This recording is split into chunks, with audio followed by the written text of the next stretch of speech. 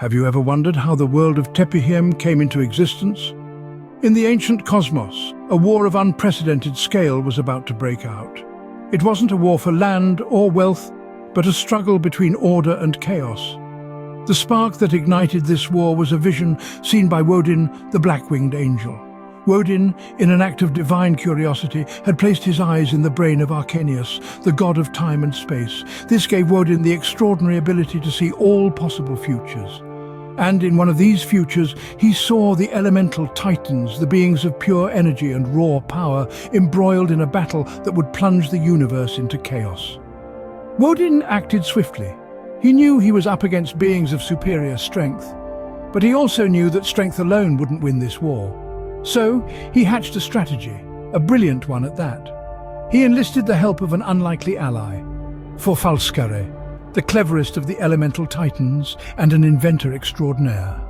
Meanwhile, Woden's sister Satana tricked Zalcoatl, the ultimate elemental titan, into breaking 3 of its fangs while attempting to bite Arcanius. With a stolen fang from Zalcoatl, Forfalskare was tasked to create the ultimate weapon. Intrigue and manipulation were rife. Promises were made and alliances were formed. Even Thorki, the mighty titan, was persuaded to join the side of order in exchange for the promise of this ultimate weapon. Little did they know this was just the beginning. The stage was set, the actors in place. The celestial army, under the leadership of Woden, stood facing the elemental titans, their figures casting long shadows in the cosmic battlefield. The air buzzed with anticipation and anxiety. The universe held its breath, waiting for the inevitable clash. This was the beginning of an epic war that would shape the very fabric of the universe. In the midst of the chaos, a weapon of unimaginable power was born. As the celestial army clashed with the elemental titans, a clever ruse was set into motion. Woden's sister Satana, known for her cunning and guile, tricked the mighty titan Zalcoatl into breaking 3 of its own fangs in a failed attempt to bite Arcanius, the celestial leader. Satana then retrieved one of the broken fangs, a piece of raw elemental power, and delivered it to Forfalskare, the cleverest of the elemental titans and an inventor of extraordinary skill. With this fang, Forfalskare was tasked with creating the ultimate weapon, a weapon that could turn the tide of the war and bring order to the chaos. As Forfalskare worked, the celestial army and the elemental titans continued their brutal struggle. The titans, though powerful, were disorganized, their raw strength no match for the strategic brilliance of Woden and his army. It was in this moment of chaos that Thorki, the mighty titan, made a decision that would change the course of the war. Thorki, seeing the futility of the Titans' disordered efforts, decided to switch sides.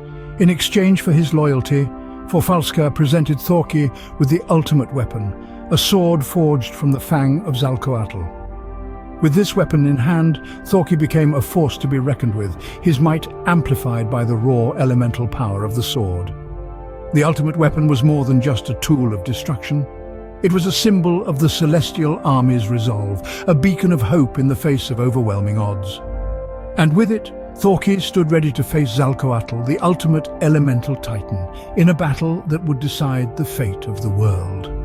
The creation of the ultimate weapon marked a turning point in the war, a moment where the tide began to turn in favor of the celestial army. With Thorki's defection and the power of the ultimate weapon, the elemental titans found themselves on the back foot for the first time. With this weapon, the tide of the war was about to change. The celestial army, now armed with the ultimate weapon, was ready to face the elemental titans. In the heart of the battlefield, the air was charged with anticipation. The elemental titans, once the guardians of the natural world, were now pawns in Woden's grand scheme. The black-winged angel, with a mind filled with countless futures, orchestrated his movements with precision. His gaze was unwavering, his resolve unbreakable. Woden, at the helm of the celestial army, held the ultimate weapon, a symbol of his cunning strategy, and Thorki, the mighty titan, was by his side. Together, they were a formidable force, ready to challenge the elemental titans in a battle that would shake the fabric of the universe. In the midst of the chaos, Woden turned his attention to Zalcoatl, the ultimate elemental titan. With Satana's deceit and Forfalskara's craft, he had created a ring, a deceptively simple piece of jewelry that held the power to control the mighty Zalcoatl. With sweet promises of power, Satana tricked Zalcoatl into wearing the ring. In an instant, the once fearsome Titan was nothing more than a puppet in Wodin's hands. The battlefield became a stage for a twisted performance. Wodin, now in control of Zalcoatl, led her to the altar. In a mockery of a sacred bond, he married her, his puppet bride. With Zalcoatl under his control, Wodin turned the tide of the war. The elemental titans, even with their superior strength, were no match for the celestial army's cunning strategy. One by one, the elemental titans fell. Their roars of defiance turned into cries of despair, their strength waning under the relentless assault of the celestial army. The battlefield was littered with the fallen, a testament to the ruthlessness of the war.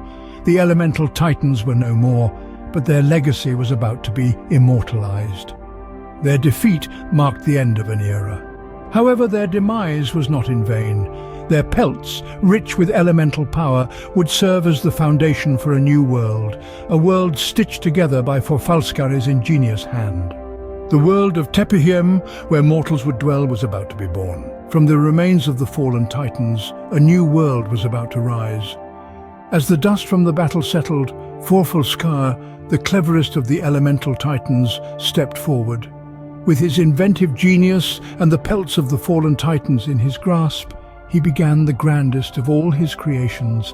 Each pelt, imbued with the raw elemental power of its owner, was carefully crafted, stitched and woven together. The result was a tapestry of life, a world teeming with potential and brimming with diversity. This was no ordinary creation. This was Teppihiem, a world where mortals could dwell, away from the cosmic conflicts of the celestial and the titans, a world where life could flourish, where the echoes of the Titan's power could be felt in each gust of wind, each surge of the ocean, every quake of the earth. And thus, from the ashes of the Great War, Teppihiem was born, a testament to the power of order over chaos.